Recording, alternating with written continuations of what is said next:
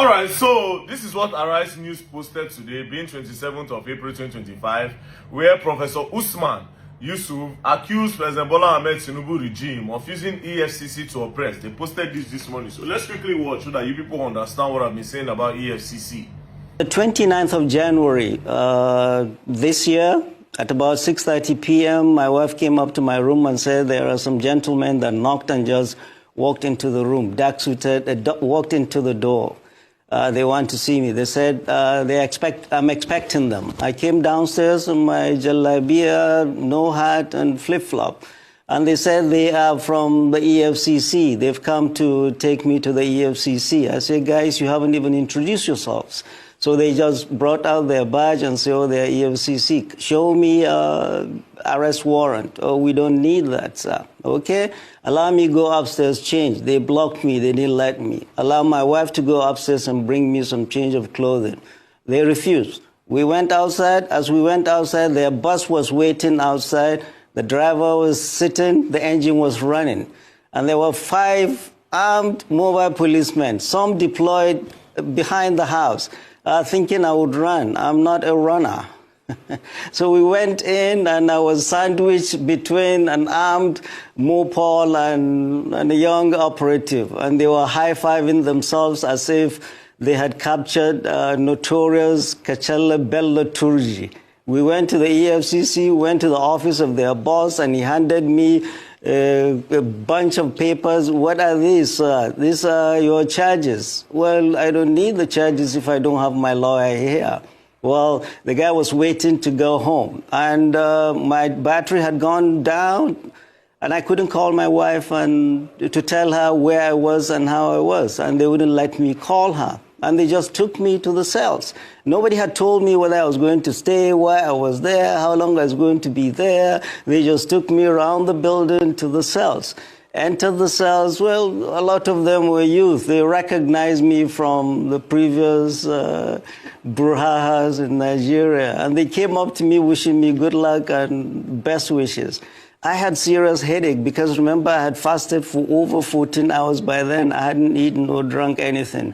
They brought me a sachet of pure water and tea. I drank and went to sleep. And then the next morning, they took us to, they called my name out. We were going to court. We went into the bus. Well, when we came out of the building, they had placed their official photographer to be taking photographs of me without a hat, in jalabia, in flip-flop. That was when I realized these guys are up to no good. All they're interested is to demean me, dehumanize me, and weaken my spirit. They don't know who they're dealing with. We went into the bus, and I was jokingly telling them, guys, haven't you forgotten the chains and the manacles? They busted out laughing and said, oh, our guy, it hasn't reached to that. We went to court. No, they were not ready. We had to come back to the EFCC again, and they upgraded me from 4 of us in a room to I alone in a cell. I was there in the EFCC for 6 days.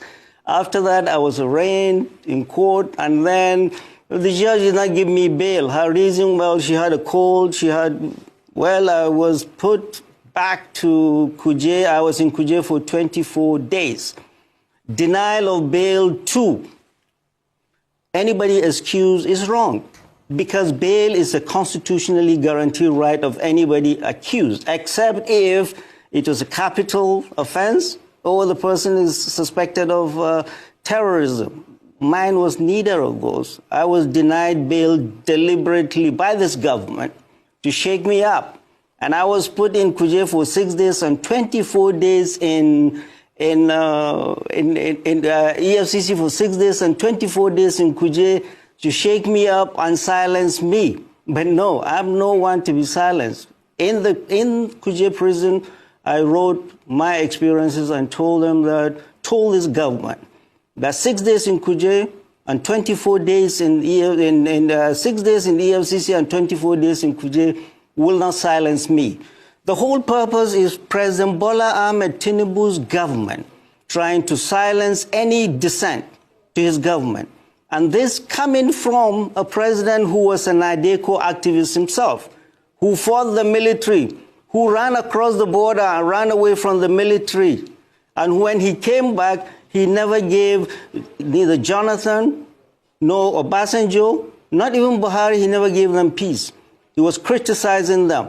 Criticizing a government in a democracy is a legitimate right of every citizen. And President Bola Ahmed Tinubu is trying to stifle dissent in this country and is trying to make this country a one-party. Imagine how they would have traumatized this man and his family. Imagine how they would have the corruption of EFCC has literally no limits. Now they are even partisan. So basically now anybody where Tinubu they vex with or APC they vex with, now EFCC they go pursue. Just take case study. Let's use Okowa own.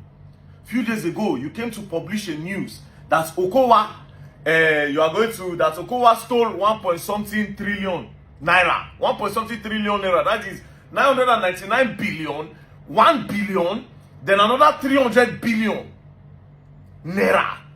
The Okowa carried it. All of a sudden, Okowa just say, don't join APC now. Let's bet it. That case will go down. So EFCC are now partisan. Corruption at the fullest. This same EFCC in this country, they know the whole politician. You see Yaya Bello, they don't hold politicians. They don't hold politicians.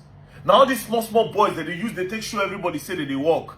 They'll just go one place, carry students. The other day, the EFCC arrested 105 people. EFCC carried 35 boys. EFCC... All these people that you are arresting, they never do half of what politicians do. But yes, when they use that, they feel blank like so now they work. Meanwhile, you people are the most corrupt agency in the country. As it seems like this, they gather all my evidence. They gather all of them. They never protest against EFCC before. Now me, I did like this. So at the plan stage, they hired the biggest protest against you. People are corrupt. A lot of you are thieves. A lot of you are thieves, and a lot of you are being used as instruments of politicians to fight each other. There's nothing like Economic and Financial Crime Commission in this country. No integrity, nothing. Thieves! And a lot of them be thieves. Thieves! You're going to learn, and you will learn the hard way. Don't play.